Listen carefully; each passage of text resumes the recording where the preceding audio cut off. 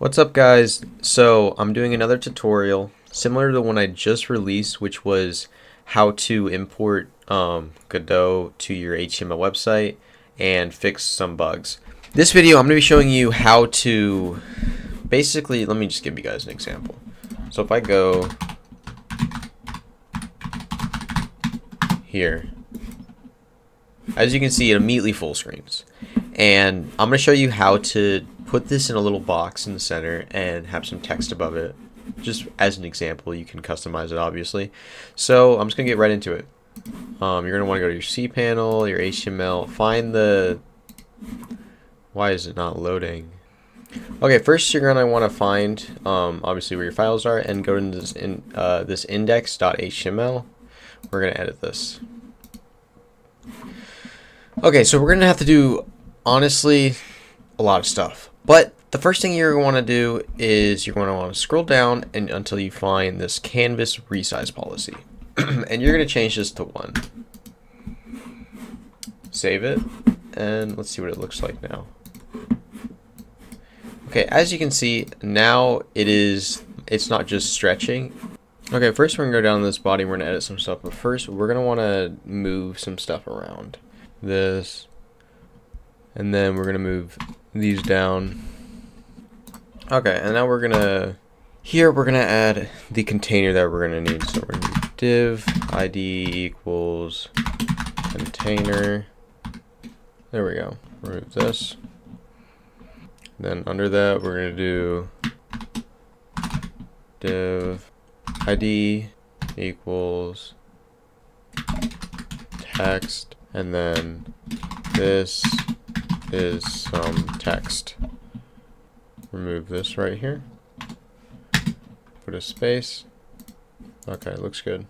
Then below that we're going to do div id equals canvas container.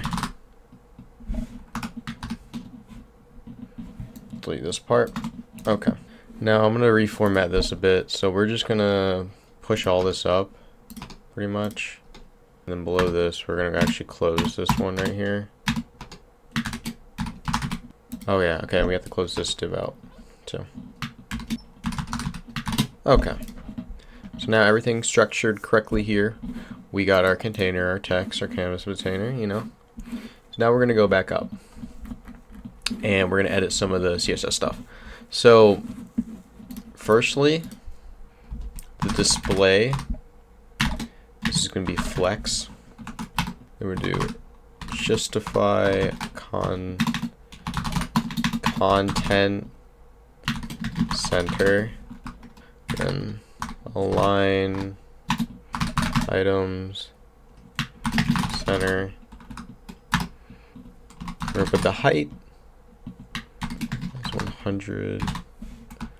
Put the flex direction as column,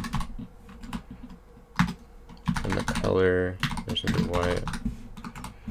Okay, and that's going to be it for editing all this here. Now we're going to go down, actually make a few things here, but right before. So get some space here. So we're going to add the container here, and it's going to be a display. Actually, we can just make this easier. Copy these, paste them here. So now we're going to add the text,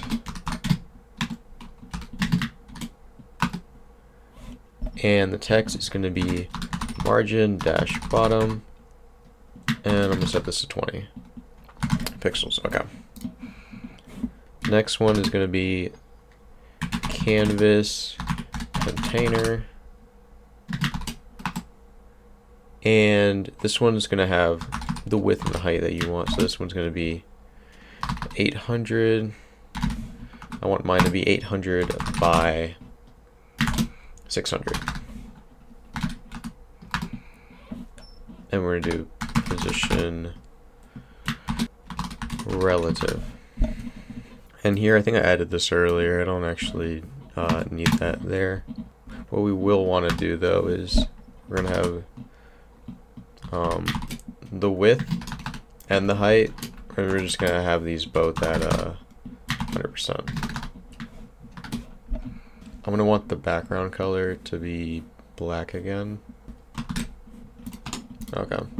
And that is everything. So if I save this and I go back to my thing, as you can see it was like this. Now I refresh it.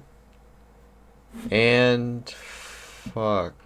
Okay guys, I messed up here, so this is, instead of justify-content, it is gonna be flex-direction, and it's gonna be column here. That should fix our alignment issues that we're having. And there you go, it's on top. Okay, in this canvas section, we're also going to remove this display block. We don't need that. So yeah, that's how you do it. Now, personally, I didn't want this to be so long. I want it to be a little bit shorter. And the way I found to do that was to actually, when I'm exporting the file from the Godot, I'll already have it set here. Yeah, see how I have it a bit smaller in the middle? You know, I set it to about what I wanted it to, and then this is also pretty important. When you're exporting it to your HTML, you're gonna wanna, if you're doing UI specifically, which is what I'm doing, instead of, it's gonna be on adaptive, put it on project, because adaptive is gonna go to whatever your screen size is. We're gonna want this on project, which we actually changed earlier in the code. Right here, this canvas resize policy.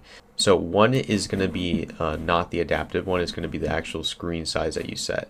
But for this one, I had it full screen when I exported it. I'll show you an example of if I export it like this and it's a bit smaller. Let me show you guys that. Okay, as you guys can see, it's a little bit smaller here. It's a little bit smaller, and I actually like this a little bit better.